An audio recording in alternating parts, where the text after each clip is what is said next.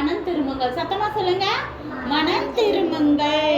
ரெண்டாவது பாயிண்ட் என்ன சொல்றாருன்னா, இயேசு கிறிஸ்துவின் நாமத்தினாலே ஞான ஸ்நானம் எடுக்கணும், அதாவது பேப்டிசம் எடுக்கணும்னு சொல்றாரு. சபைகள்ல வந்துட்டு இன்னுமே யெகோவா தேவனை மட்டும் கும்பிடுவாங்க, இயேசுவை ஏற்றுக்கொள்ள மாட்டாங்க, பரிசுத்தாவை ஏற்றுக்கொள்ள மாட்டாங்க. அப்படி இருக்கிற சபையில பேப்டிஸ் முழுக்க ஞான ஸ்நானம் சொல்லுவாங்களே, தண்ணியில முக்கி எந்திரிக்குது, அந்த மாதிரி பண்ணியிருந்தோம்னா நம்ம திரும்ப எடுக்கணும். ஏன்னா எப்பயுமே பேப்டிசம் 3 பேரை வச்சுதான் எடுக்கணும். யாரு? பிதா, குமாரன், பரிசுத்த ஆவியோட நாமத்துல தான் எடுக்கணும்.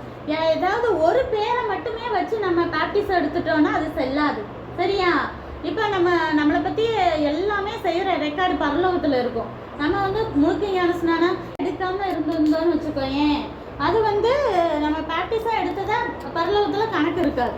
புரியுதா?